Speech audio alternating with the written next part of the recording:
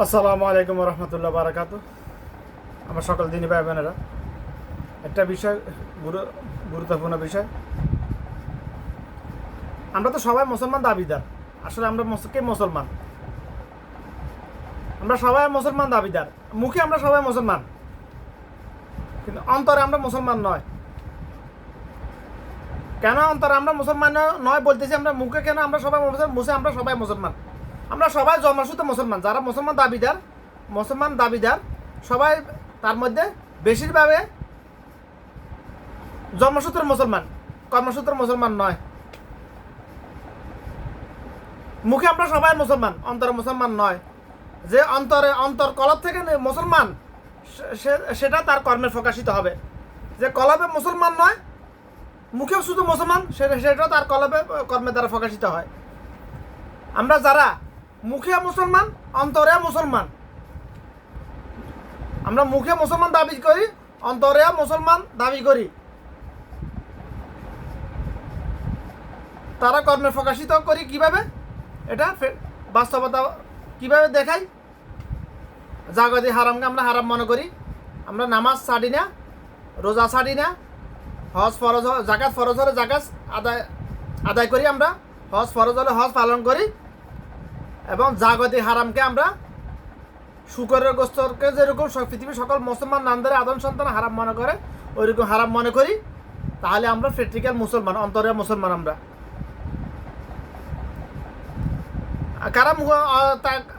কারা মুখে মুসলমান, অন্তরে মুসলমান নয়? যারা সুদ খায়, ঘুষ খায়, দুর্নীতি, চাঁদাবাজি, সিন্ডিকেট সব কিছু করে, গিবত সবল করে সব কিছু করে, জাগতিক হারামকে হারাম মনে করে না, অন্যের সম্পদকে হারাম মনে করে না, অন্যের জানমালকে হারাম মনে করতেছে না, তারা অন্তরে, তারা প্র্যাকটিক্যাল বাস্তব মুসলমান নয়। তারা হাসরের দিন মুসলমান দাবি নিয়ে আল্লাহর সামনে উদিত হতে পারবে না।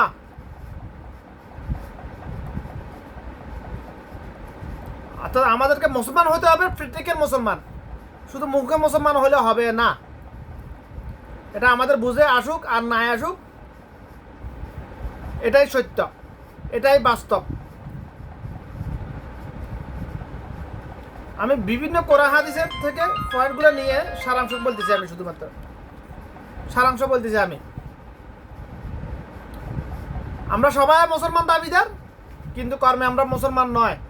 আজকে আমরা যেদিকে তাকে ওইদিকে শুধু মিথ্যা কথা ছাড়া কিছুই দেখতেছি, শুনতেছি না। যেদিকে তাকে ওইদিকে, মানে মুনাফিকের সংখ্যা এত দ্রুত বাড়তেছে, কল্পনা করা সম্ভব নয়। কিন্তু আফসোসের বিষয় হলো, কিয়ামত কখন গঠিত হবে এটা মুনাফিকদের কৃতকর্মের উপর নির্ভর করবে, কাফেরদের কৃতকর্মের উপর নয়। মুনাফিকের জন্ম হয় মুসলমানের ঘরে, মুনাফিক ইহুদি নাসারা ঘরে জন্ম হয় না। মুনাফিকের জন্ম হয় মুসলমানের ঘরে।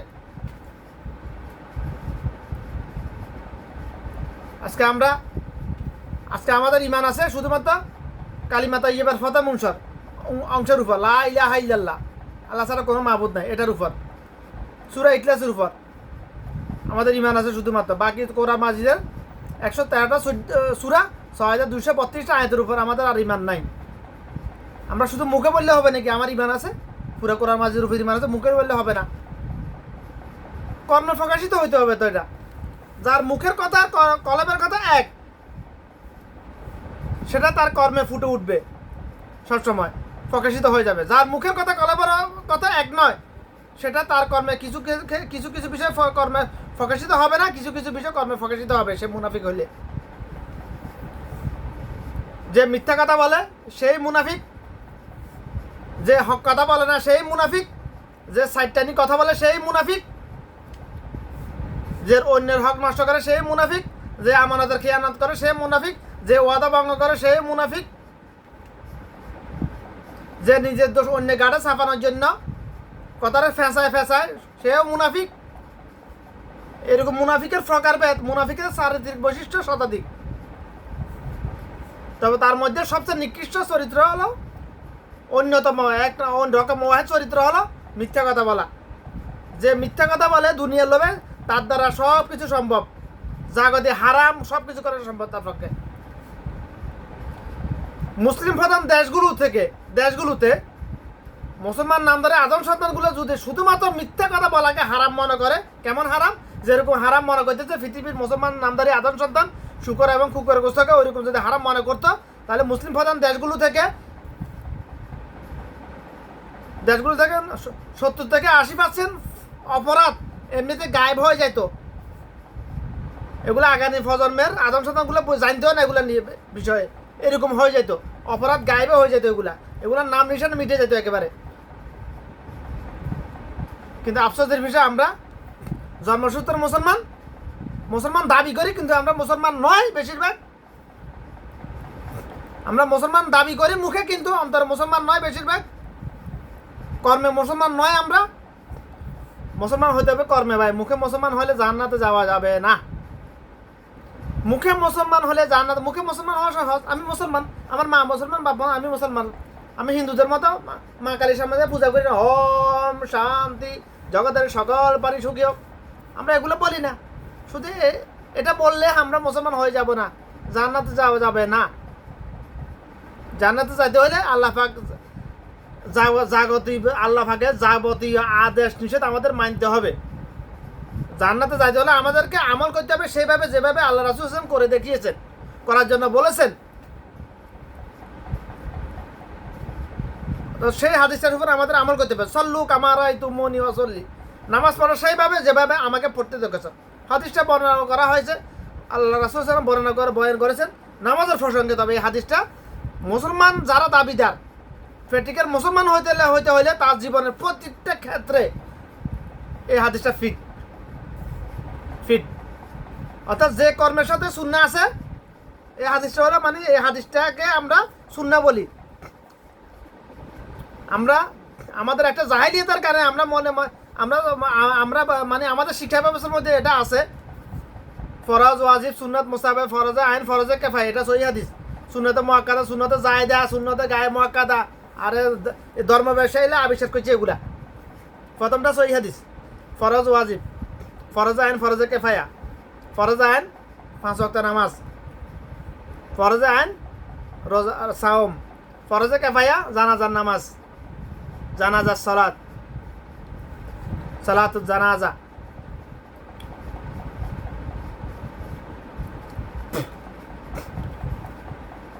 কিন্তু শতাধিক বছর পূর্বে থেকে ধর্ম ব্যবসায়ীরা মানুষের ইমান নিয়ে সিনেমিনি খেলতে মানুষের ইমানের অবস্থা এমন দুর্বল এমন হয়ে গেছে, বিদাতকে মনে করতেছে মানুষ সুন্নাতকে মনে করতেছে বিদাত। যে সুন্নাতের বিরুদ্ধে কথা বলে তাকে বলে ওহাবি। যারা মাজার পূজা করে, মাজার ব্যবসা করে, মাজার গিয়ে সিজদা করে, মাজার নিয়ে পাবলিসিটি করে, ওরা নিজেদেরকে সুন্নি দাবি করে। যারা সুন্নত মোতাবেক চলে, বিদাতের বিরুদ্ধে কথা বলে, শিরিক বিদাতের বিরুদ্ধে কথা বলে, তাদেরকে বলে ওহাবি বলে গালি দেয় সুন্নি মাজার পূজারীগুলা। যারা প্রকাশ্যে মানুষরূপী শয়তান, ওরা ওহাবি বলে গালি দেয়। কিন্তু আমাদের জন্য ওহাবি এটা গালি নয়। যারা সুন্নি, অরিজিনাল সুন্নি কারা? যে আহলে সুন্নাল জামাত। আহলে সুন্নাল জামাত কে বা কারা? যে তার জীবনের প্রত্যেকটা পদক্ষেপ সুন্নাহ মোতাবেক চলে, তাকে বলা হয় আহলে সুন্নাল জামাত, তাকে বলা হয় সুন্নি। এবার দেখুন সুন্নি কয়জন? গায়ের সুন্নি কয়জন? শিয়া, সুন্নি, ওহাবি, আমি ওগুলো বললাম না, ওই তো ফেরকাবাজির দিকে আমি নাই। এবার দেখুন সুন্নি কে আছে, কে সুন্নি। এবার দেখুন আপনি কি সুন্নি? জান্নাতীদের অন্তর্ভুক্ত, 72 দলের অন্তর্ভুক্ত, নাকি এক দলের অন্তর্ভুক্ত? নিজেরটা নিজে কর্মে মিলিয়ে দেখুন, নিজের কর্মের সাথে নিজে মিলিয়ে দেখুন। আমি হাদিসের সারাংশ বলতেছি এখানে। নিজের সাথে আপনি কি সুন্নি? আপনি কি জান্নাতীদের অন্তর্ভুক্ত? জান্নাতীদের এক দলের অন্তর্ভুক্ত, নাকি জাহান্নামী 72 দলের অন্তর্ভুক্ত? নিজের কর্মের সাথে মিলিয়ে দেখুন। কিভাবে মিলাবেন? আপনার কথা কর্মের সাথে যদি শূন্য থাকে, আপনার জাগতিক কাজের সাথে যদি শূন্য থাকে, তাহলে আপনি সুন্নি, আর জান্নাতি এক দলের অন্তর্ভুক্ত। আপনার কথা কর্ম জাগতিক কাজের সাথে যদি শূন্য না থাকে, তাহলে আপনি বিদাতি, তাহলে আপনি 72 দলের অন্তর্ভুক্ত।